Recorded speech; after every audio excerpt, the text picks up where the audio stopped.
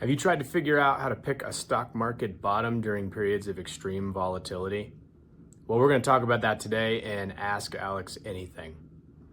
It's kind of a loaded question. How do you pick a bottom? But I can tell you this much, you can't. Or at least you'd have to be pretty darn lucky to accomplish actually picking the bottom.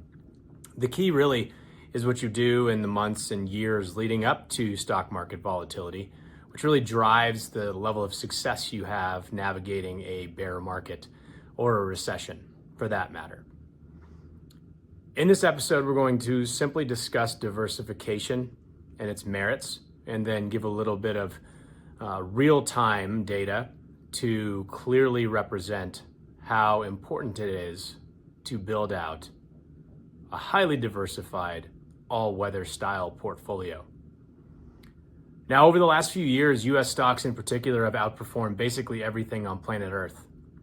It's been really challenging to resist the urge just going out and buying the new meme stock or something really exciting that's all over the news that you read on Wall Street Journal or see on CNBC. Everybody's got an idea of the hottest new stock pick. But ultimately, most of that stuff fades when the going gets tough, and that's what we're seeing right now, given the most recent tariff announcement, as well as the cracks that have been developing in the economy over the last 6+ months.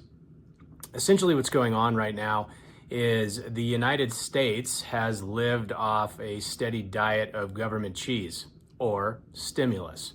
The previous administration pumped exorbitant amounts of money into the economy in various different ways, both congressionally mandated and then also by executive order.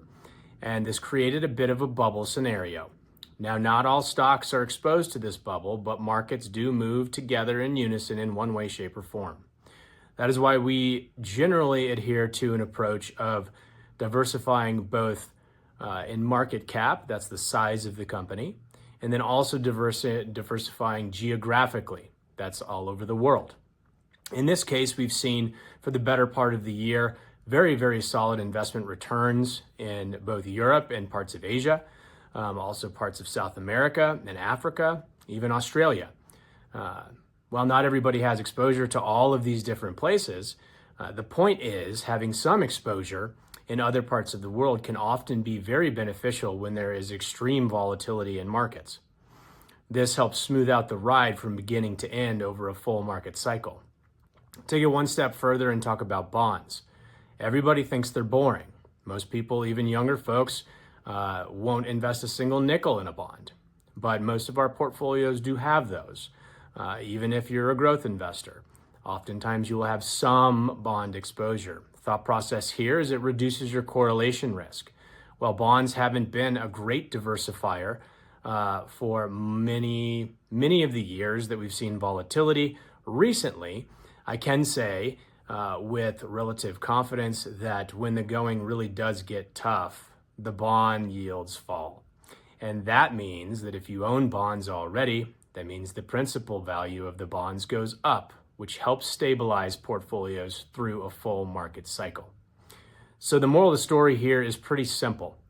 If you're trying to build a portfolio to get rich real quick, you might need to pick a few stocks, get lucky on timing, and hope it all works out.